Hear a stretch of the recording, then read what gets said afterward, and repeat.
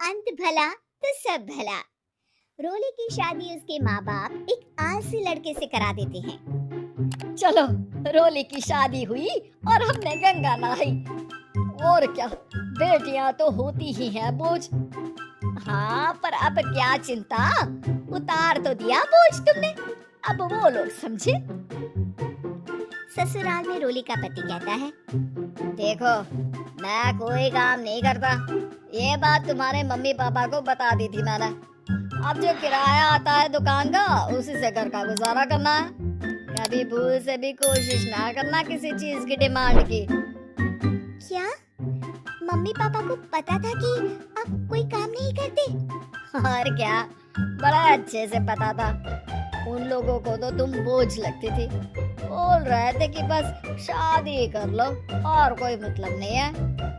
रोली को ये सुनकर बहुत गुस्सा आता है, लेकिन करती भी तो क्या, क्योंकि वो जानती थी कि उसके माता पिता ऐसे ही हैं। जैसे तैसे रोली दिन काट रही थी। रोली को एक प्यारी सी बेटी होती है। धीरे धीरे वो बड़ी होती है और उसके साथ उसकी जरूरतें भी बढ़ती जाती है। सुनिए जी, अब तो सिमी बड़ी हो रही है, उसका स्कूल में दाखिला कराना है। मैंने अब तक तो जैसे तैसे समय काट लिया, लेकिन मैं बच्चे की परवरिश में कोई कमी नहीं रखूंगी। अरे क्या है यार, तो लगता है कोई ना कोई काम ढूंढना ही पड़ेगा। अब पति रोज काम की तलाश में जाता और बिना किसी काम के वापस आ जाता। रोली समझ जाती है कि पति के अंदर अब काम करने की क्षमता नहीं है। वो बेटी को उच्च शिक्षा देने के लिए कुछ करना चाहती थी, लेकिन करती तो क्या करती। एक दिन रोली की सहेली कहती है, रोली, मेरी कोई औलाद नहीं है। अगर तू मेरी औलाद को जन्म दे तो मैं तुझे तेरे मुंह मांगे पैसे दूंगी। अरे, तेरी औलाद को मैं कैसे जन्म दे सकती हूँ? सरोगेसी से बच्चा मेरा और वैभव का ही होगा, लेकिन कोख तेरी होगी। ये संभव है रोली? रोली कुछ सोचकर कहती है, मुझे मंजूर है, लेकिन मैं इसका 2 लाख रुपया लूंगी। अरे कोई बात नहीं, मुझे मंजूर है। रोली खुश हो जाती है कि एक बच्चा पैदा करने का उसे 2 लाख रुपया मिलेगा। वो घर आकर पति को बताती है, वो भी खुश हो जाता है। अब क्या था, डॉक्टर के पास जाकर सहेली का बच्चा रोली की कोख में पलने लगता है। मुझे 20,000 चाहिए मेरी बेटी के एडमिशन के लिए। हाँ हाँ ठीक है, मैं उसके एडमिशन से लेकर सारे खर्चे उसके अकाउंट में डाल रही हूँ। रोली की बेटी का एडमिशन हो जाता है। रोली को लगता है कि वो अब सब कुछ ठीक कर देगी। दिन और महीने आगे बढ़ते हैं। अब एक दिन, एक बात कहूँ जी, काश इस बच्चे को मैं रख पाती। मैं अब इससे काफी जुड़ गई हूँ। अरे यार, पता नहीं किसका बच्चा है, अपने पास है ना अपनी मुन्नी। हाँ, लेकिन अब मैं भी इस बच्चे से जुड़ाव फील करने लगी हूँ। लेकिन मैं ये जानती हूँ कि ये मेरा बच्चा नहीं है। दोनों की जिंदगी ठीक चल रही थी, लेकिन कहते हैं ना कि सुख का पल ज्यादा लंबा नहीं होता। एक दिन रोली की सहेली का फोन आता है, रोली, मुझे अब ये बच्चा नहीं चाहिए, मैं अपने पति को छोड़ रही हूँ। अरे लेकिन मुझे पैसों की जरूरत है, बच्चा तुम्हारा है, मैं क्या करूँगी? सहेली बिना कुछ बोले फोन काट देती है, फोन स्विच ऑफ कर देती है। लेकिन रोली के जीवन का तूफान यही नहीं रुकता। रोली, मैं इतना भार नहीं उठा सकता। आज पढ़ाई का पैसा मांग रही हो, कल को शादी, कॉलेज और पता नहीं क्या क्या। मैं तुम्हें छोड़ रहा हूँ, अपनी बच्ची उठाओ और निकलो इस घर से। अरे फिर मैं कर तो रही हूँ ना बच्चे के लिए काम, आप आराम से रहिए ना। क्या काम कर रही हो? देख रहा हूँ मैं, ये छोटा शहर है, यहाँ लोगों को बात बनाकर वक्त नहीं लगता। मैं क्या करूँ? ज्यादा पढ़ी लिखी नहीं हूँ, कैसे घर के खर्चे चलाऊं? और आप तो काम करना ही नहीं चाहते। हाँ, ना चाहता हूँ और ना ही करूँगा। रोली को पति की बात पर काफी गुस्सा आ जाता है। ठीक है, अगर मेरे जीवन में संघर्ष लिखा है तो वही सही।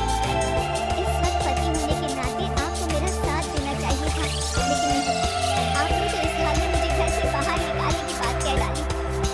देखो, ये सारी फालतू की बातों के लिए वक्त नहीं है मेरे पास। रोली, जिसकी कोख में किसी और का बच्चा था और साथ छोटी सी बेटी, पति का घर छोड़कर रास्ते पर आ जाती है। रोली के पास मायके के सिवा दूसरा कोई रास्ता नहीं होता। अरे रोली कैसी है? कितने दिनों के लिए आई है? हमेशा के लिए माँ। वो माँ को सारी बात बता देती है। ओए लड़की, इतनी हिम्मत का काम कर लिया? अरे ना ना, यहाँ कोई जगह नहीं है। तुम तो अपना बोरिया बिस्तर उठाओ और निकलो यहाँ से। रोली के पास अब मायके का रास्ता भी नहीं बचता। वो चुपचाप बच्ची को लेकर जा रही थी कि उसे दर्द होता है और वो डॉक्टर के पास चली जाती है। और फिर वहाँ वो एक प्यारे से बेटे को जन्म देती है। कितना प्यारा है, कितने अभागे हैं इसके माँ बाप जो इसके पैदा होने पर भी नहीं है। तभी वहाँ डॉक्टर आ जाती है। रोली, बच्चे के पिता तुमसे मिलना चाहते हैं। आपका बहुत बहुत शुक्रिया। मैं इस बच्चे को पालूंगा, भले ही इसकी माँ ने इसे छोड़ दिया हो, पर मैं अपनी जिम्मेदारी निभाऊंगा। तो क्या आप मुझे इसके पैदा करने के लिए जिन पैसों की बात हुई थी वो भी देंगे? हाँ, और साथ ही आप चाहे तो मेरे घर में रहकर मेरे बच्चे की देखभाल भी कर सकती हैं। मैं उसके लिए आपको सैलरी दे दिया करूंगा। रोली को लगता है कि जैसे भगवान ने उसके लिए सुकून का रास्ता खोल दिया। वो अब मुकेश के साथ उसके घर चली जाती है, जहाँ रहकर वो उस बच्चे की देखरेख करती है। अब मुकेश के घर को रोली अच्छे से संभाल लेती है। उसके लिए खाना बनाने से लेकर बच्चों की देखभाल और घर की देखरेख। धीरे धीरे मुकेश को रोली से प्यार हो जाता है। रोली, तुम्हारी बेटी और मेरा बेटा बिल्कुल भाई बहन की तरह साथ रहते हैं। हाँ, आखिर है तो एक ही कोख के बच्चे, अटैचमेंट तो होगा ही ना। रोली, तुमने घर और मुझे दोनों को संभाल लिया। ये तो मेरा काम है। आपने भी तो मुझे छत दी, जिससे मैं अपनी बेटी की पढ़ाई और भविष्य के लिए पैसे जोड़ सकूं। रोली, क्या तुम मुझसे शादी करोगी? अब मैं जानता हूँ तुम्हारी भी शादी कुछ खास अच्छी नहीं रही। रोली को मुकेश की बात ठीक लगती है। वो उससे हाँ बोलने की सोच ही रही होती है कि उसके पहले पति का फोन आ जाता है। रोली, मैं बहुत परेशान हूँ। मेरा एक्सीडेंट हो गया है। मैं चाहता हूँ तुम वापस आ जाओ। रोली को पुराने पति की चिंता होने लगती है। वो सोचती है कि वो क्या कर रही थी। हाँ ठीक है, मैं आ रही हूँ। हाँ रोली, आ जाओ, लेकिन बच्ची को कहीं हॉस्टल में छोड़कर आना, क्योंकि मैं नहीं चाहता कि हम लोगों के बीच फिर से वो सारी बातें हो।